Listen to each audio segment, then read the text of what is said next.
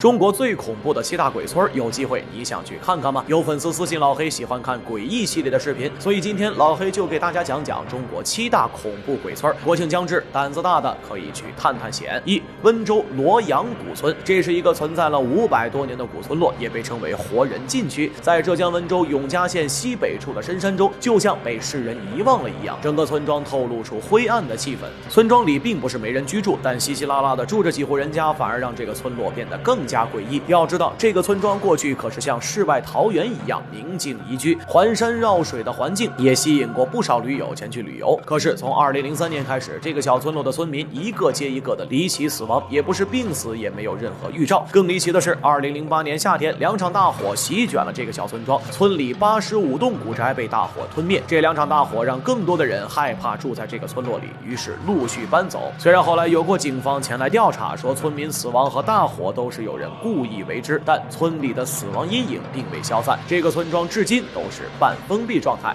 二龙河鬼门关，在我国最年轻的山脉六盘山的西然保护区内，有一个叫做鬼门关的地方，这里发生过的神秘失踪事件一个比一个灵异。比如1993年夏天，曾有一批游客不听导游劝说，非要闯入鬼门关，结果数十人就这样凭空消失了，救援人员也没有找到任何的踪迹。直到游客失踪的第3天，有一个人走了出来，但是已经被吓疯了，所以这个地方至今不允许普通游客进去，只允许科考人员进去。不过除了这些，还有更恐怖的鬼村在后面。中国7大恐怖鬼村有哪些？3. 河南封门村，生宅朝南北，死宅向东西，这是我国建造房屋的一句古话。但是在河南太行山脉深处，一个被山脉3面环绕住的神秘村落里，村里的所有房子全部朝着东西方向，而且全部都是明清年代风格的房屋，一眼望去十分诡异。这座村庄就是封门村，我国第1鬼村。而封门这个名字的由来，据说是因为村里的村民男人不娶妻，女人不嫁郎，因此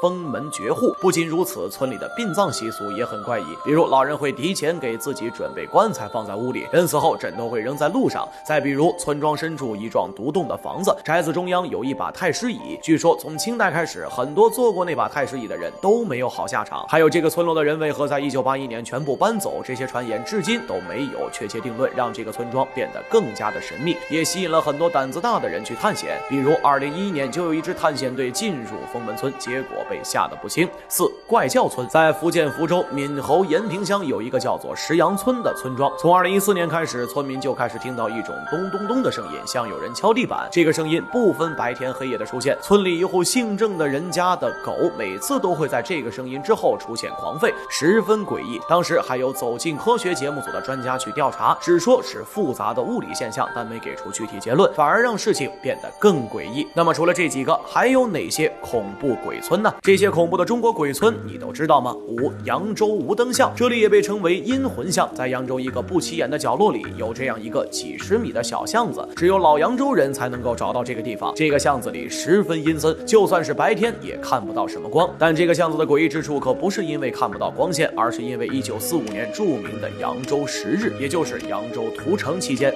当时扬州城内的汉人被满清军大肆屠杀，据说屠杀的人数达到80万，城里的尸体堆成了山。这个巷子就曾经是堆放尸体的地方，因为这个历史事件让这条小巷子笼罩着死亡的氛围。6. 八卦村，这个村庄跟我国著名历史人物诸葛亮有着密切的联系，它位于兰溪市西部，据说那里曾生活着诸葛亮的后裔。虽然也有不少人去过这个村庄，从外表看不出任何的异常，但是像这个村庄的建筑其实都是按照九宫八卦的样式排列布局，如果没人带领的话，外人进去一定会迷路。你想去这个村庄看看吗？7. 香港新界北区，这里被称为厉鬼聚集之处，是香港最恐怖的区域之一，这里发生过香港最著名的灵异事件潮涌记茶餐厅死尸叫外卖事件。1989年12月，潮涌记茶餐厅连续3天都将4份炒粉送到一处居民房，但是点外卖的人从头到尾没露面，餐厅老板都是从门缝拿钱，但是这个拿回去的钱离奇变成了冥币，最后被吓得报了警，最后发现点外卖的人在1周前就死了。这个灵异事件至今没有确切解释。我是老黑，你不知道的小知识都由我来告诉你，